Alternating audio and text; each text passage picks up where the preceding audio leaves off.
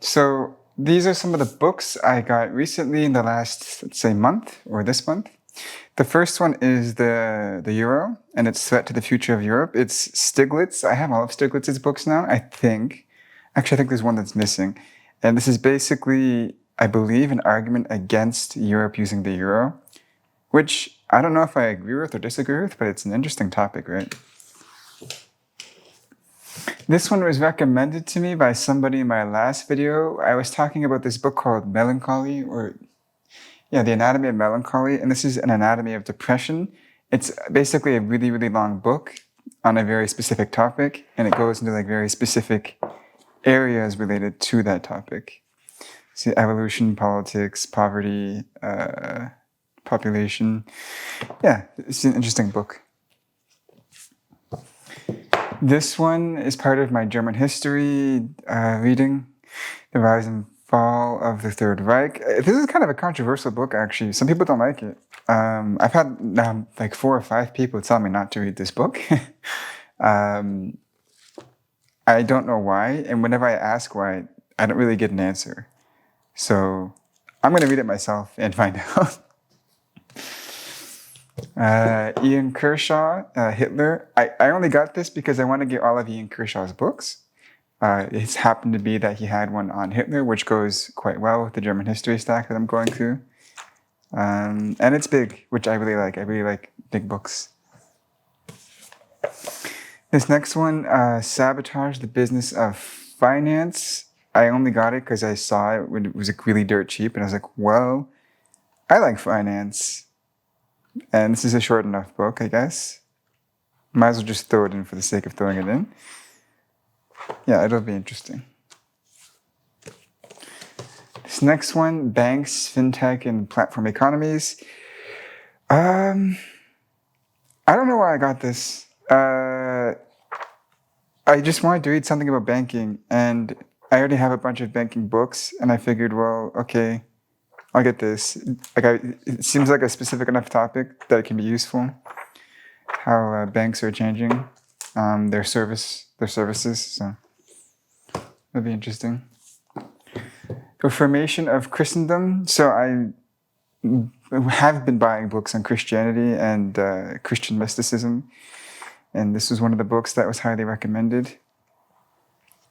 So this will be interesting. I'm not really sure what it's about. Obviously, some kind of history of Christianity, right? The King James Bible. I'm going to get the other ones as well. There are 2 other translations that I want to get. Nothing unique. It's just the Bible. The Weapons of Math Destruction. So this was gifted to me by somebody who knows that I like math. And I think the topic is interesting enough, how big data increases inequality and threatens democracy. It seems like an interesting argument to make. So we'll see how that goes. The Coming of the French Revolution. So I'm also getting a bunch of books on freedom. And this is obviously one of them. This is basically like I believe he wrote a book about like history from below, I think it's called. And it's about telling history from the lower class people. So this, I believe, is like a people's history of the French Revolution. It like looks at the peasantry and the roles they played in the French Revolution, I believe. Europe in the High Middle Ages. So I got this because I wanted to read some medieval history. And when I looked up medieval history books, this book came up. So we'll see. I don't know that much about medieval history, to be honest with you. That's why I got that book. Steiner. This is The Philosophy of Freedom. So this is one of the classic texts to read on freedom. That's why I got it. And I believe this came from the United Kingdom.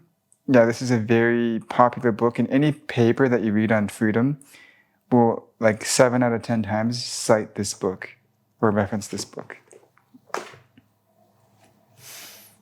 The Early Christian Lives. I believe there's another book called The Early Church Fathers. I'm not sure if they're the same book. I believe they're the same book. Yeah, Lives of the Early Church Fathers. I believe it's the name for this book. But basically it goes over the early fathers of the church. That's all it is. It's like a biography of Christians, you could say.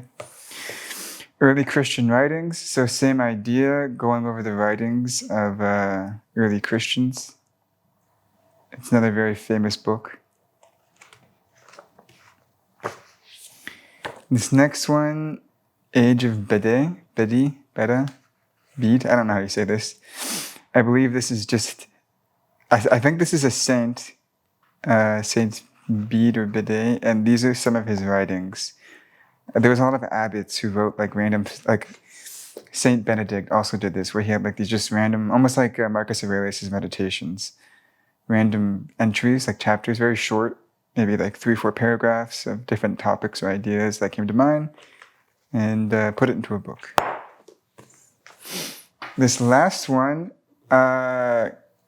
is a textbook on corporate strategy. My eye was caught by it because it said exploring strategy, and I thought it was going to be a textbook about strategic thinking or like different types of strategies you can adopt across different domains. And that's not what this was. This is basically a corporate strategy textbook, but I like corporate strategy, so I'll read it anyways. Yeah. So those are all the books that I got for this month. If you have any other books like the Noonday Demon or whatever it is, and the Melancholy book I mentioned, I would be interested in hearing about them because I really like long esoteric books like that. But with that being said, bye-bye.